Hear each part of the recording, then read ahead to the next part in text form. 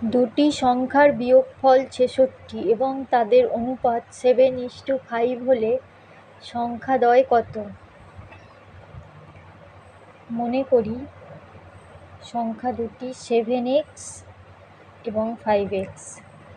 তাহলে বিয়োগফল 7x - 5x সমান 66 বা 2x সমান 66 বা x সমান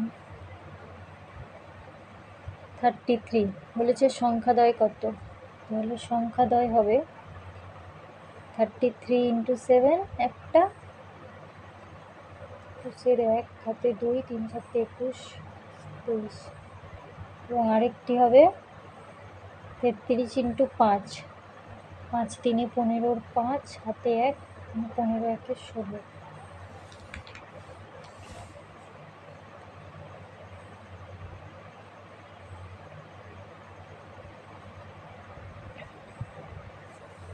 একটি ত্রিভুজে 3টি বাহুর অনুপাত 5:6:7 এবং এর পরিসীমা 198 সেমি হলে দীর্ঘতম বাহুর মাপ কত?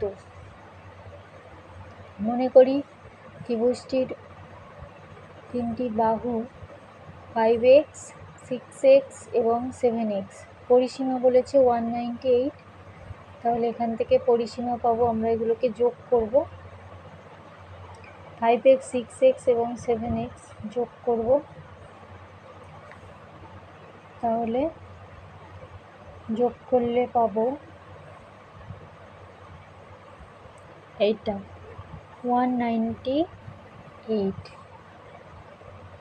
6 আর 5 11 আর সাথে 18x সমান 198 বা x সমান 18 × 18, 18 × 11, 18 মানে 11 হচ্ছে। সুতরাং দীর্ঘতম বাহুর মাপ, দীর্ঘতম মানে এইটা, 7 × x মানে 11, 77। দীর্ঘতম বাহু হচ্ছে 77 সেমি।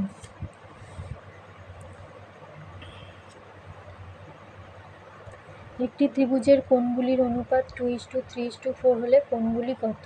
তো মনে করি ত্রিভুজটির কোণগুলি হবে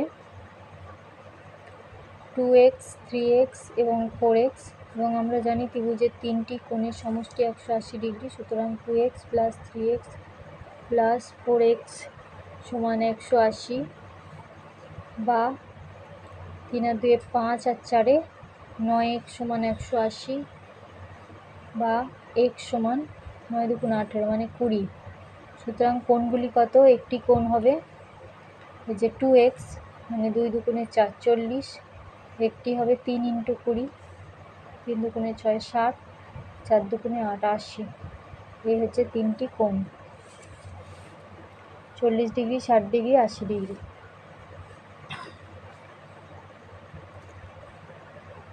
ষাট মিটার দৈর্ঘ্য বিশিষ্ট বাঁশকে 3:7:10 অনুপাতে ভাগ করলে টুকরোগুলির মাপ কত?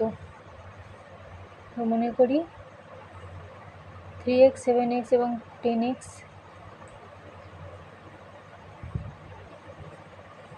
এই যে টুকরোগুলো মাপ। তো 3x + 7x + 10x সমান 60। এখানে 3 এর সাথে 10 আর 10 এ 20x সমান 60, x সমান 3।